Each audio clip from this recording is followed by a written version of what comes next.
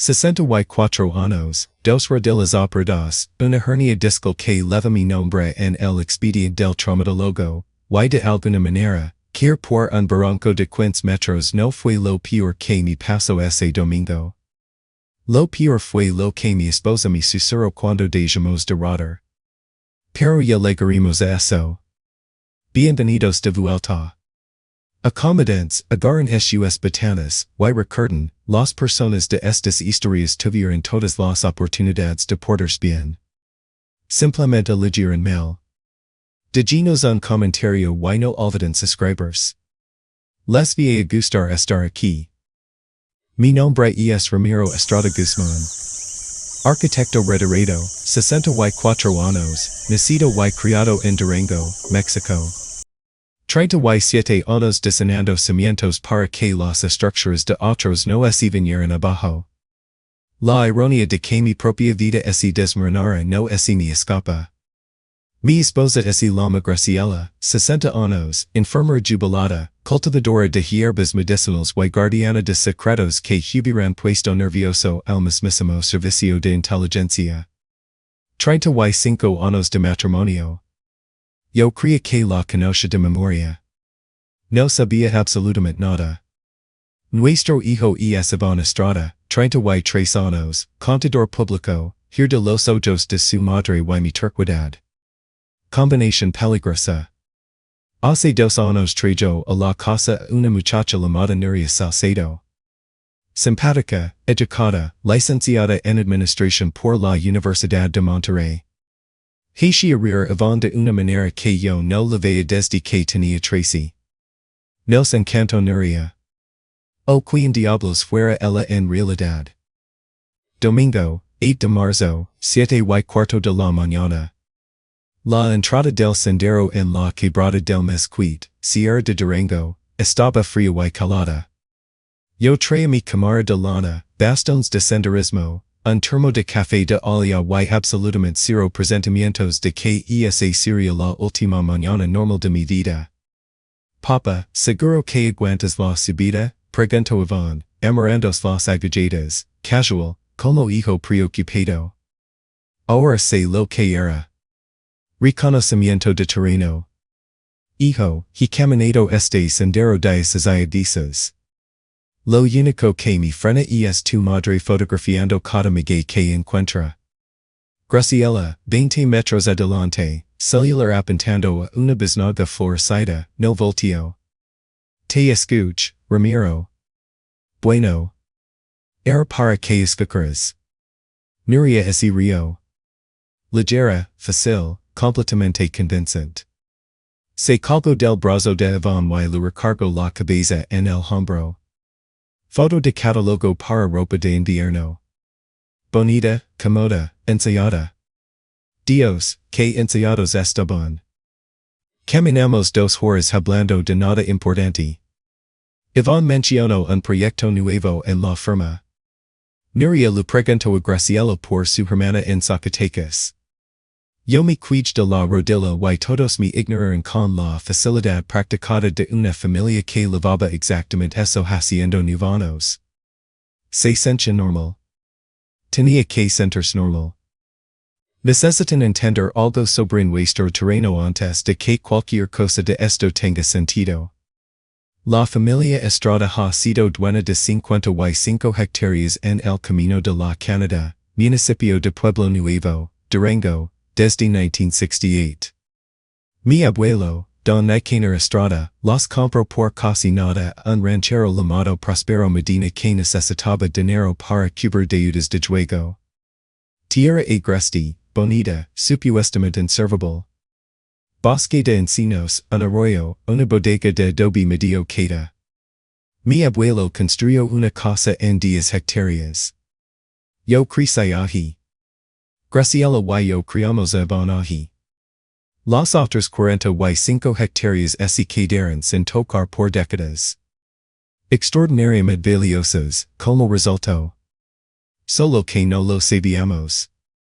4 meses antes de esta caminata, llegó una carta de una empresa llamada Minera Altiplano de Occidente, S.A. de CV, oficinas en Guadalajara, hablando de oportunidades de desarrollo en nuestra propiedad.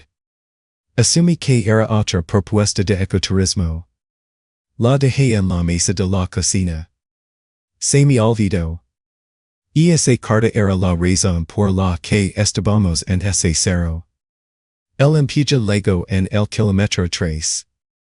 Cerca del cruz con la vereda del Águila, el camino se angosta un metro. Per de roca de un lado. Queda seria del otro.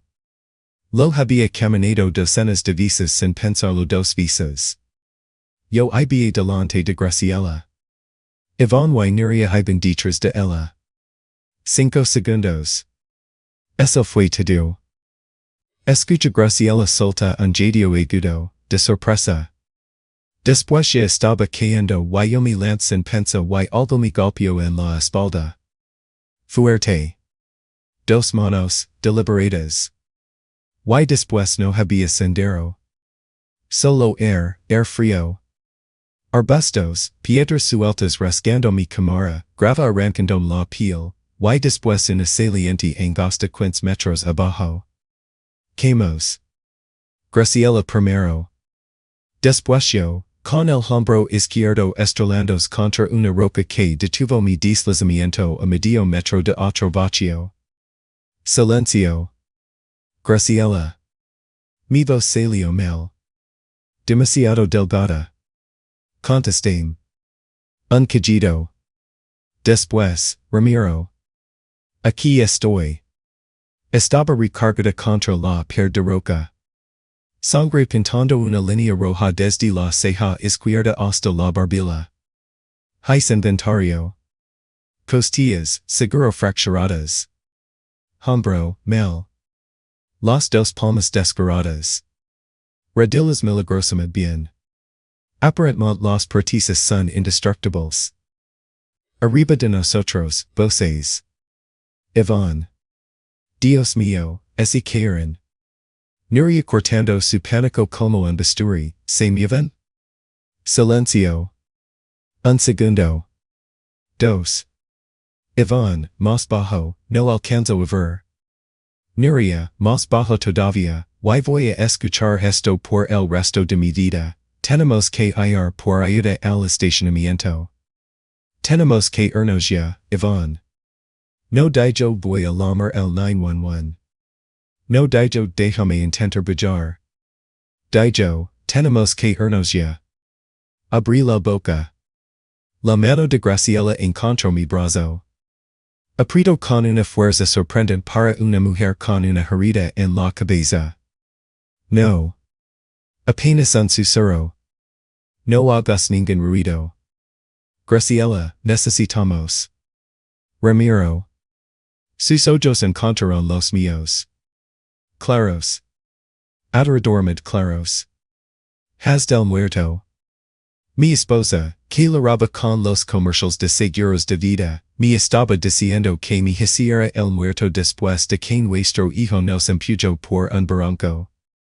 Él sabía, yo. Nos trayó a ese punto a propósito. Arriba, pasos alejandos. Cada vez más calados. Se fueron. Estuve acostado 60 segundos que se sintieron como 60 años, escuchando mi latido y el viento en el silencio donde solía estar la voz de mi hijo. Después Graciela hizo un sonido que nunca lo había escuchado en 35 años. Algo entre un solozo y una risa, como una persona soltando un peso que había cargado tanto tiempo que ya había olvidado que no era parte de ella. Hay algo que tengo que decir. Mi susurro. Sobre el terreno. Sobre Nuria. Sobre todo. Cerró los ojos un momento, los abrió. La muchacha que Iván trajo a la casa. Hizo una pausa. La verdadera Nuria Salcedo murió hace 10 meses, Ramiro. Accident en la carretera a Mazatlán. Baila escuela en el periódico. Se detuvo. 3 semanas después, Iván la trajo a cenar el domingo como si nada. La mujer que está en nuestra casa no es Nuria. No sé su nombre real. No sé quién la mando. Pero sé lo que quieren. Sus ojos encontraron los míos. Agotados. Aliviados. Adorados. Una confesión esperando 31 años la catástrofe correcta. Porque yo soy la que lo entero. ¿Enteraste qué? Graciela, ¿qué enteraste en vuestro terreno? Me miró. Una escritura. Una carta. La prueba de que tu abuelo no era realmente dueño de toda esa tierra cuando la compró. Y la prueba de quien sí lo era. En el lugar arriba de nosotros, una mujer que no era Nuria Salcedo se estaba alojando con mi hijo. Yo todavía no lo sabía, pero ella ya había iniciado los trámites para transferir el título de propiedad. Teníamos 48 horas. Mi era mi esposa guardadora de secretos, entradora de documentos, sobreviviente de conspiraciones, y dije lo único razonable. No pudiste haber mencionado esto antes de la caminata. Graciela se rió. Hizo una mueca de dolor. Yo hice una mueca viéndola. Ayúdame a levantarme, dijo. Tenemos un cero que subir. Si llegaron hasta aquí, háganos un favor rápido. Suscribans. Mucha gente ve sin hacerlo, pero no les cuesta nada y para nosotros significa todo. Gracias, de verdad. Nadie te dice como de sobrevivir. Las películas te dan el héroe ensangrentado, mandíbula apretada, ojos fríos.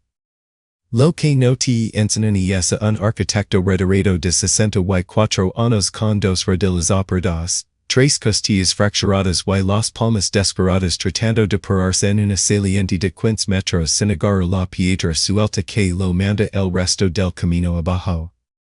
14 minutos solo para ponerme vertical. Lo conté. Aproximadamente las 9:40 de la mañana. Graciela se había gelado contra la pared de roca. Tabilo izquierdo hinchado, la bota reventando. El derecho peor. La cortada arriba de la ceja se había oscurecido. Mandíbula apretada de esa manera que significaba dolor serios, fingiéndolo indefinidamente. 35 años de matrimonio. Conoce cada expresión suya. Excepto la que había usado 31 años para cubrir un secreto capaz de quemar nuestras vidas. Deja de verme así, dijo. ¿Así como? Como si fuera una extraña. Para eso ya es tarde. Cuéntame de la escritura. ¿Podemos enfocarnos primero en el barranco? Graciela. Exhalo. Tu abuelo compró el terreno en 1968 a un hombre llamado Prospero Medina.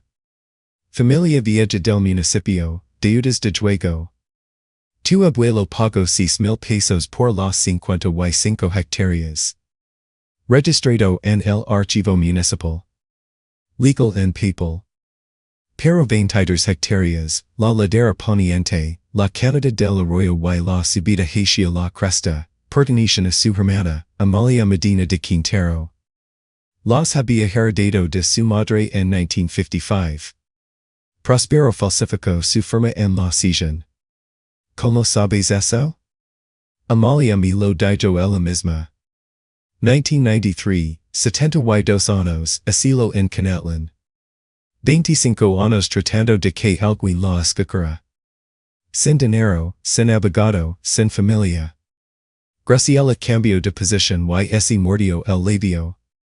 Tenía la escritura original y una carta del notario del patrimonio de su madre probando que el terreno era de ella. Me pidió que los guardara. Dijo que confiaba en una enfermera. Una sonrisa pequeña, cansada. Yo tenía 29 años y pensé que estaba haciendo algo bueno. Y los enteraste. Y nunca me dijiste. Amalia murió 5 meses después. Sin demanda, sin heredero reclamando. Yo estaba embarazada de Iván. Puesto en una caja celada debajo del piso de la bodega de adobe y me dije que lo resolvería después. Hizo una pausa larga. Después luego la carta de manera altiplano. Después Iván empezó a hacer preguntas extrañas sobre los registros cadastrales. Después el volvió de saltilla con un corte de pelo diferente. Mi quieto. ¿Qué quieres decir con diferente? La verdadera Nuria tenía una cicatriz debajo de la oreja izquierda. Queda de bicicleta, nos contó en la cena de Navidad, ese río de eso. Graciela ese tocó la mandíbula. La mujer que volvió de saltilla no la tenía. ¿Cuánto tiempo llevas sabiendo? Me miró a los ojos. 8 meses. 8 meses. Mi voz ese puso plana. Te sentaste en las cenas de domingo por 8 meses. Estaba reuniendo información. Afilada ahora, precisa como enfermera. Si yo entraba en pánico, ese habría movido más rápido. Necesitaba saber quién la mandó. Necesitaba saber qué tan metido estaba Iván. El viento se movió entre los encinos. En el del lugar abajo, un pájaro carpintero siguió con su vida sin preocuparse. ¿Qué tan metido está? Preguntó. Graciela no contestó. Eso fue su propia clase de respuesta. Sobre los 15 metros de terreno suelto, con su tobillo roto, mis costillas fracturadas, un cinturón y un metro de cuerda de nylon que nunca voy a volver a caminar sin él, tomó 52 minutos y un nivel de groserías que perturbó a la fauna local. En el minuto 30, estás forzando el hombro. Graciela, te juro que biomecánicamente. Biomecánicamente, mi esposa enteró un caso de fraude de tierras de 30 y un años debajo de nuestra bodega y alguien contrató a una estafadora para acostarse con mi hijo. Así que déjame forzar mi hombro en paz. Se rió. Hizo mueca. Siguió subiendo. La amé tanto en ese momento que mis costillas rotas se sintieron como un inconveniente meter. En el estacionamiento del sendero, el Honda Gris de Iván no estaba. Mi camioneta sí. Amarrado con un cincho de plástico a la manilla de la puerta, un sobremanila. Adentro, una silla de derechos transfiriendo la propiedad del camino de la Canadá de Ramiro y Graciela Estrada a una empresa llamada Grupo Inmobiliario Serenia, ese de mi firma, la firma de Graciela. No habíamos firmado nada. Y es buena, dijo Graciela. Sí. Las firmas falsificadas eran limpias, seguras, convincentes. El estómago ese mi voltio despacio. Si lo es. Hais cuentas. Once y media de la mañana. El Registro Público de la Propiedad cerraba a la 1 los domingos. 90 minutos. Puse la camioneta en reversa. Lama a Don Elias. Don Elias Berrigan era nuestro abogado de toda la vida. 69 años, medio retirado, afilado como cuchillo de carnicero. La clase de hombre que contestaba los domingos porque nunca aprendió a no hacerlo. Dos temblazos. Graciela Estrada, no he sabido de ti desde la posada de los Villaseñor. Fue directo. Necesitamos un bloqueo de emergencia en el registro público. Cesión de derechos sobre el camino de la Canadá a favor de Grupo Inmobiliario Serenia. Y es falsa. Necesitamos un aviso preventivo judicial inmediatamente. Pausa. Acabamos de sobrevivir un intento de asesinato, así que necesito que seas muy Don Elias Berrigan a herida. Silencio. Después, voy a llamar al juez Cipriano Mendoza. Me debe 2 cajas de mezcal. Graciela, ¿están a salvo? Graciela me miró. Sangre seca en mis manos. Hombro recanando. Costillas en rebelión abierta. Estamos funcionales, dijo. Don Elias localizó al juez Mendoza a las 12:43. Orden de retención de emergencia sobre el titulo a las 12:51. 9 minutos de sobra. Me enteré de eso en el estacionamiento del Hospital General de Durango, Diendo a los paramédicos meter Graciela en Camila, sintiendo la adrenalina escurrir como agua de una tina. Todo lo que estaba adormecido empezó a quedarse al mismo tiempo. Costillas, hombro, palmas, orgullo. El celular estrellado de Graciela vibró. Iván. Papa, te he estado marcando. Los perdimos en el sendero. Tu y mamá están bien? Márcame. Nos preocupamos. Pensa en él a los 7 años, llorando porque no podía andar en bicicleta sin ruedas.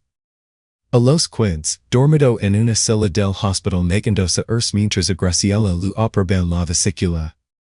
Hace 2 años, en nuestra cocina, mamá, papa, les presento a Nuria. Quiero mucho que les caiga bien. Esa mirada nerviosa, esperanzada, que ningún hombre adulto pueda esconder completamente de sus padres. Después pensa en 2 manos golpeando la espalda. Fuerte. Deliberadas. Sin duda. Guarda el teléfono en mi bolsillo. Adentro, la doctora Carmen Lizárraga lo estaba diciendo a Graciela que tenía un esguince de segundo grado, una fractura capilar del perón y una contusión leve. Graciela estaba discutiendo lo de la contusión con la energía concentrada de una mujer que tenía lugares a donde ir. Me senté junto a su cama. Mira el techo. Heis mi lista. Grupo Inmobiliario Serenia, Agente Registrado, Guadalajara. La verdadera Nuria Salcedo, una operación sofisticada, lo que significaba dinero, lo que significaba un rastro. La bodega de adobe, la calle enterrada de Graciela. Necesitábamos llegar antes que ellos. Y Iván. Mi hijo. En algún punto entre villano y víctima. Yo iba a averiguar exactamente en cuál estuviera listo o no. Ramiro. La mano de Graciela encontró la mía. Vamos a estar bien. Lo sé. Perdóname por no haber dicho antes. Mira mi esposa. Vendada, pálida, golpeada, el monitor parpadeando alegremente. 35 años de matrimonio y 31 años de secretos en sus ojos. Vamos a hablar de eso, dije. Largo y tendido. Lo sé. Pero primero vamos a destruir Grupo Inmobiliario Serenia hasta los cimientos. Graciela Estrada, enfermera jubilada, con contusión cerebral, perón fracturado, y 8 meses de contrainteligencia en solitario, me apretó la mano. Ese es mi marido, dije. Lo que no sabía todavía era que el nombre en el acta constitutiva de Serenia iba a cambiar todo lo que yo creía saber sobre por que mi abuelo compró ese terreno en 1968. Y que el barranco iba a sentirse como un calentamiento. Si levan un rato escuchándonos y quieren que historias como esta sigan llegando, realmente nos ayuda si le dan el botón de me gusta y si suscriben. El 97% de la gente nunca lo hace, pero es lo que mantiene esto funcionando. Así que gracias, de verdad. Venganza es una palabra que la gente comoda vis de ropa fea para que swing peor de lo que es. Yo prefiero llamarla corrección estructural. 37 años asegurando de que edificios no se caen. Cuando se caen, uno no percibe la grita y se iba. Encontrabas el punto de falla original, lo rastribas hasta el inicio y arrancabas cada viga comprometida hasta llegar a cimiento firme. Eso no es venganza. Eso es ingeniería. Domingo, 8 de marzo, 6 de la tarde. No dormí esa noche. Graciela durmió. Los analgésicos del hospital y un perón fracturado hacen eso. Me senté junto a su cama y trabajé. Su celular estrellado. El acceso a la base de datos legal de Don Elias, reenviado a la 1 de la mañana sin hacer preguntas, porque 20 años de relación abogado client lo enseñan a un hombre cuando no preguntar por qué. A las 6 de la mañana tenía 4 páginas de notas, Tres tasas de café de hospital terrible y el nombre de cada persona que iba a arrepentirse de los últimos 2 años de su vida. Grupo Inmobiliario Serenia, S.A. de C.V., constituida en Jalisco, dirección postal en Guadalajara. Representante legal, Pascual Ontiveros Bravo, abogado, oficinas en Avenida Chapultepec. Cruz referencias con manera altiplano de Occidente. Mismo representante legal. Misma fecha de constitución, 15 meses antes. Misma dirección. Busca el historial profesional de Ontiveros. Trabajo como paciente con un juez de lo civil en Durango hace 24 años. Especializado en Derecho Agrario y Adquisición de Derechos Mineros en la Sierra Madre Occidental. Y el apellido de soltera de su madre, enterrado en una nota del periódico local de 2001 que encontré a las 4:16 de la mañana, Medina. Puse la pluma en la mesa. El nieto de Prospero Medina, Pascual Ontiveros Bravo, había pasado años construyendo la infraestructura legal para recuperar el terreno que su abuelo vendió fraudulentamente en 1968. No por justicia. Por los derechos mineros. Un depósito de plata y zinc, según un estudio geológico registrado 15 meses antes, el mismo mes que se constituyó Serenia, estimado entre 500 y 1,200 millones de pesos. 500 a 1,200 millones de pesos debajo de mi bodega de adobe, debajo de la calle enterrada de Graciela, debajo de un terreno que mi abuelo compró por 6,000 pesos y un apartment de manos. Mira mi esposa durmiendo al otro lado del cuarto. Vendada, fracturada, monitors parpadeando. Y sentí algo asentarse en mi pecho como una viga maestra encajando en su lugar. Limpio, sólido, firme. Muy bien, Pascual, dije en voz baja. Vamos a construir algo.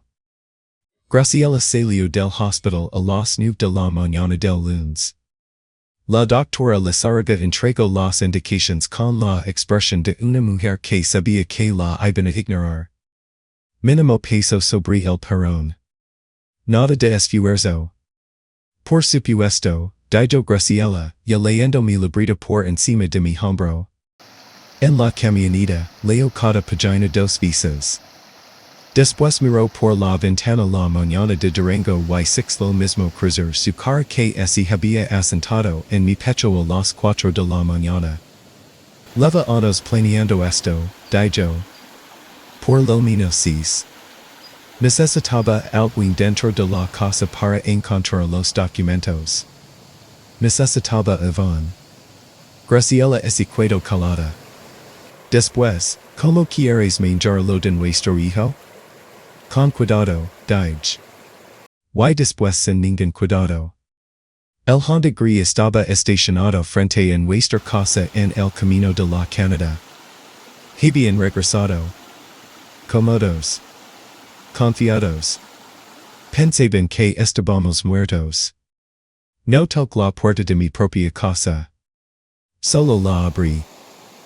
Iván estaba en la cocina, todavía con la ropa del día anterior, taza de café en la mano. Levantó la vista.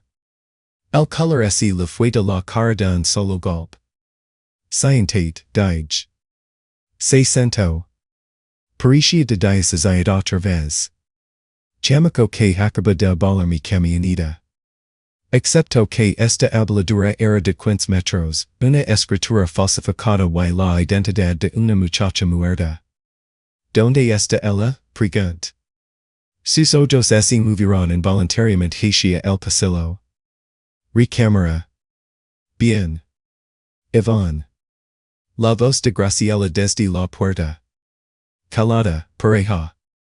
La voz de enfermera que de alguna manera es peor que gritar. ¿Sabías que no era nervio antes o después de saltia? Su mandíbula trabajo. Antes, susurró. Graciela asenció como quien confirma algo que ya tenía archivado. Salió entonces, a tropezones al principio, después a torrentes. Pascual Ontiveros contactó a Iván hace 9 meses. Se presentó como abogado con una disputa de títulos. Le mostró el estudio geológico. Le mostró los números de la plata y el zinc. Le dijo que un desafío legal era inevitable, pero que la cooperación significaba que la familia recibiría una liquidación antes de que el título revertiera. 5 millones de pesos. Ese fue el número que compró mi hijo. Dijo que nadie saldría lastimado, dijo Iván con la voz vacía. Dijo que parecería una venta voluntaria. Que ustedes nunca tendrían que enterarse. Y cuando Nuria murió, sus manos apretaron la taza.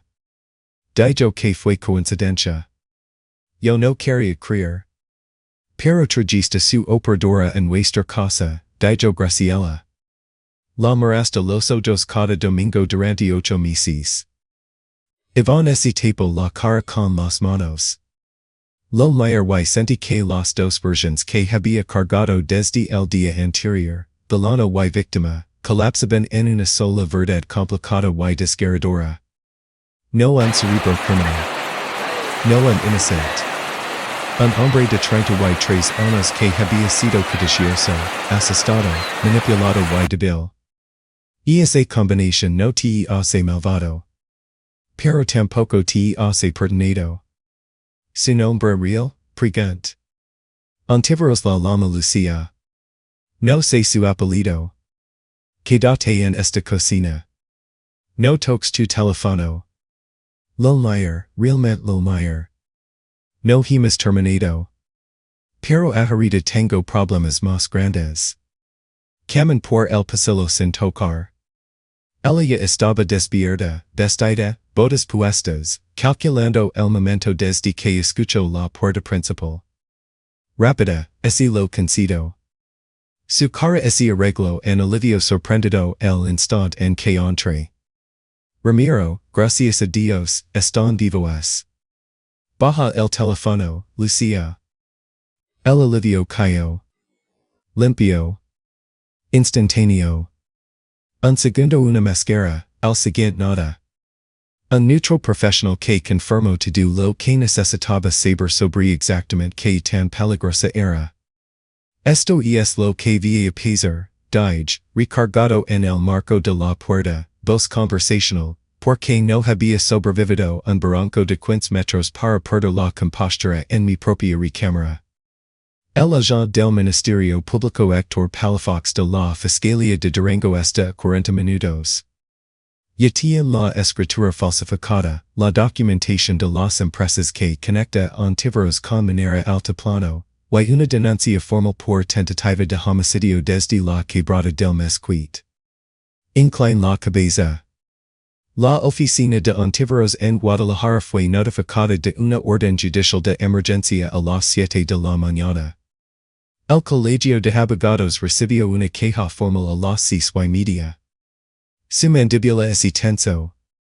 Apenas, pero lo 6. La verdadera Nuria Salcedo murió en la carretera Hamazatlán hace 10 meses. El reparó dice vehículo solo. Limpio. Hais pausa. Excepto que las cámaras de la caseta de cobro en ese tramo recién grabaciones por 14 meses. Vamos en 10.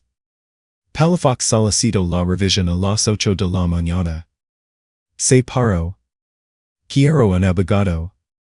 Lo más inteligente que has dicho en 2 años. Mi hija un lado. Cocina. Siente junto el hombre suya familia ayudes de intentar asesinar. Espera a Palafox. Pascual Antiveros Bravo fue detenido el martes por la tarde. Fraude, falsificación de documentos, uso de instrumento falso ante autoridad. Y cuando la revisión de las cámaras de la caseta mostró transferencia de pintura de un segundo vehículo en el auto de Nuria Salcedo, se abrió investigación por homicidio vehicular. El depósito de plata y zinc valía más cerca de 900 millones de pesos. Don Elias pasó 5 meses armando el caso a partir de los documentos enterados de Graciela. La escritura original de Dona Amalia. La firma falsificada de Prospero Medina. 30 años de custodia silenciosa por parte de una enfermera que confió en que la verdad era paciente.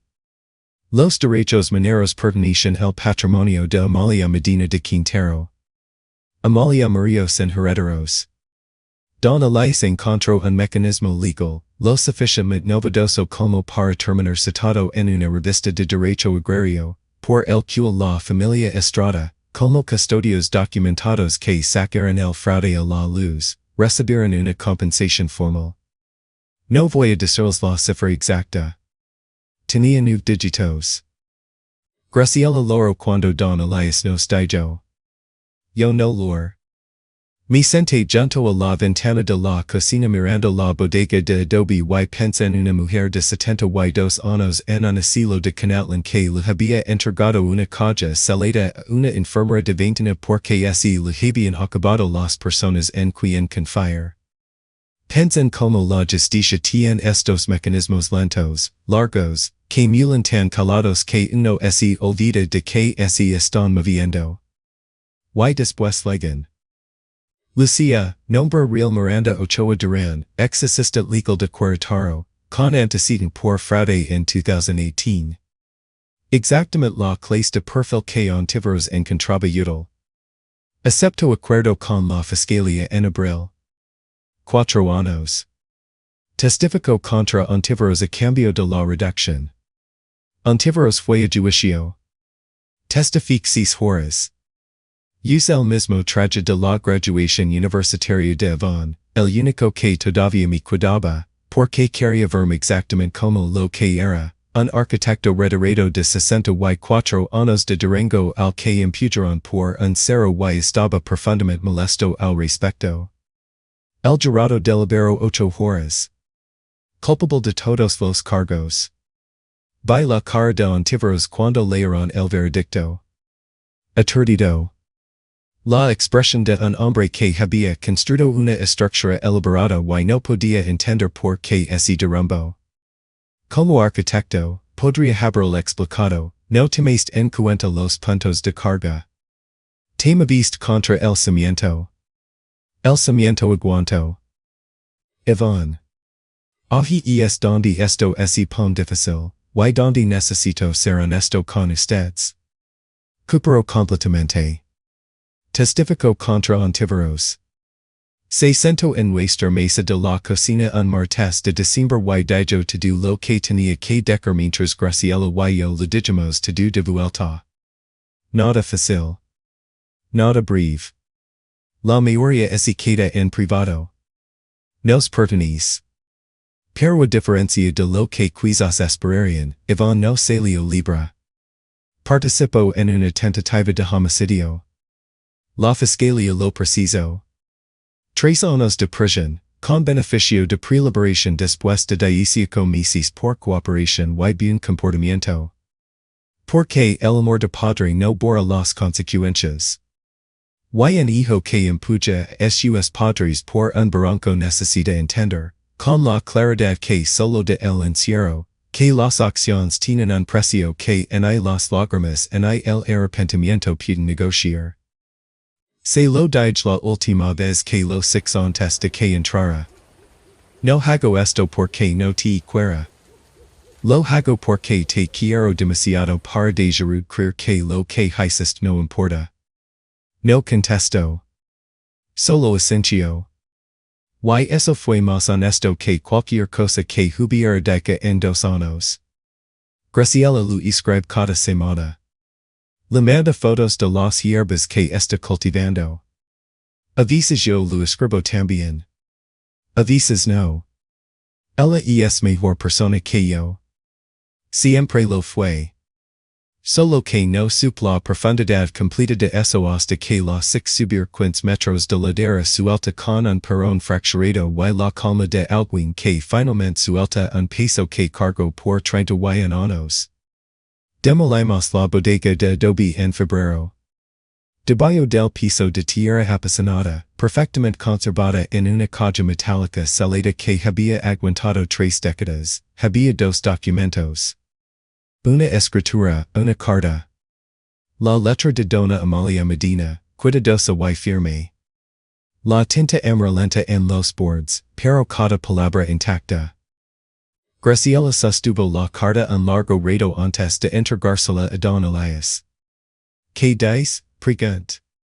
Dice que espera que quien la encuentre haga lo correcto. Dice que está cansada de pelear y confía en que la verdad es paciente. Graciela la dobló con cuidado. Dice que cree en las enfermeras. Mira mi esposa. 5 meses después del barranco. Caminando sin muleta. Los catalogos de semillas de hierbas yahapalandos para la primavera. 3 libros abiertos al mismo tiempo como si nada la hubiera interrumpido. Y piensa en integridad estructural. En lo que aguanta. En lo que descubres de una persona cuando la montaña se desmorona debajo de ella. Dona Amalia tenía bien instinto, dije. Graciela le entregó la carta a don Elias. Sí que lo tenía. Caminamos la quebrada del mezquite cada marzo. Solo nosotros dos ahora. Mis bastones, su cámara, el termo de café de olla. Mismo sendero, mismos 3 kilómetros. Nos paramos en la parte angosta cerca del cruz con la vereda del Aguila, donde el camino se abre al vacío, y miremos el paisaje sin decir nada al respecto.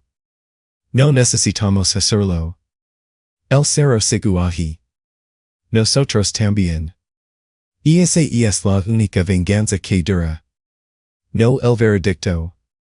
No la cifra de 9 dígitos que convirtió los años de maquinaciones de Pascual Ontiveros en el error más caro en la historia del Registro Público de Durango. Es la mañana de marzo. El frío en el cuello. El café todavía caliente en el kilómetro 3. Es ser la cosa que no es cayó. Y es algo les deja esta historia, que si esto, protegen sus documentos. Registran sus propiedades. No firman nada que no entienden. Y es algo nuevo entra a la vida de su familia, especialmente algo que parece demasiado perfecto, verifiquen. No con el corazón. Con el registro civil, con el notario, con los hechos. Porque la confianza ciega no es amor. Es negligencia. Y la tierra, con la verdad, siempre termina hablando. Solo hay que dar el tiempo. Si les gustó esta historia, uned en nuestra comunidad dando al botón de mi gusta y suscribiéndose para más historias reales, crudas y familiares. Y como siempre, gracias por ser parte de esto. Avisas me siento en la cocina a las 5 de la mañana, antes de que Graciela despierte, y miró la ventana donde estaba la bodega de adobe. Ya no hay bodega. Hay un claro limpio, tierra apasionada, y un par de macetas con Ramiro que mi esposa puso allí porque dice que lo vacío la pone nerviosa. Y pienso en cómo llegamos hasta aquí.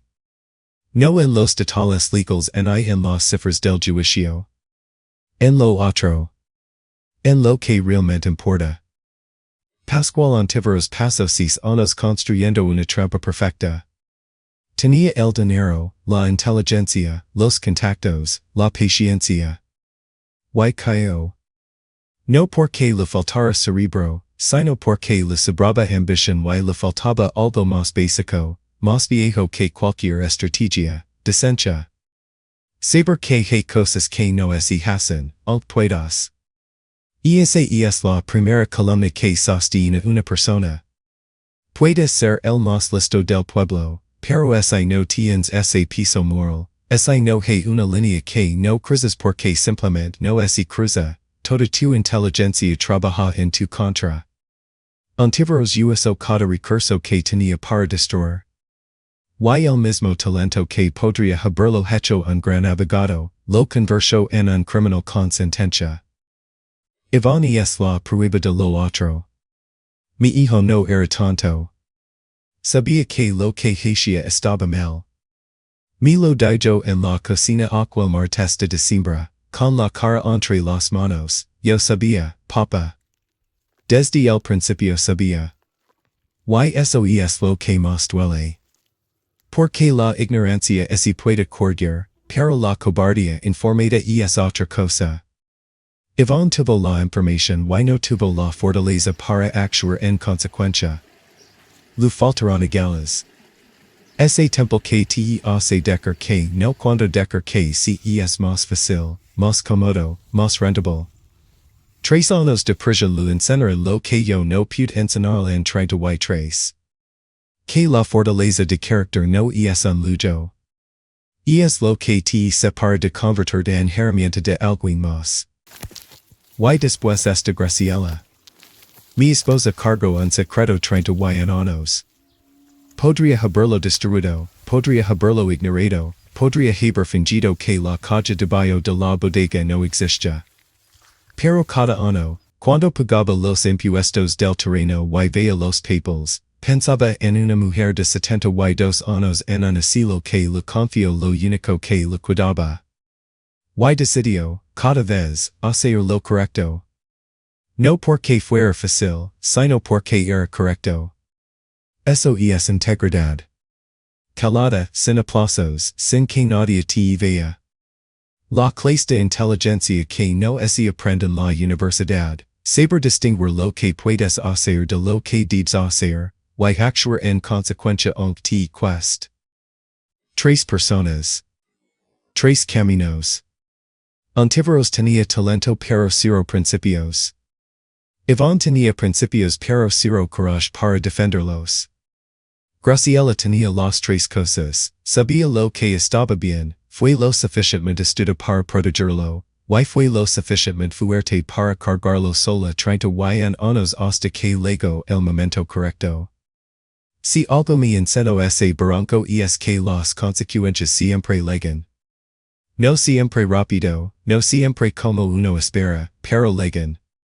Y cuando llegan, lo único que te sostiene en pie son esas 3 cosas, la decencia de saber que está bien, la cabeza para actuar con inteligencia, y las agallas para no quebrar cuando el camino se pone cuesta arriba. Sin una de las 3, te caes. Con las 3, subsecuentes metros de ladera suelta con el perón fracturado y la calma de alguien que sabe exactamente lo que carga y por qué vale la pena cargarlo.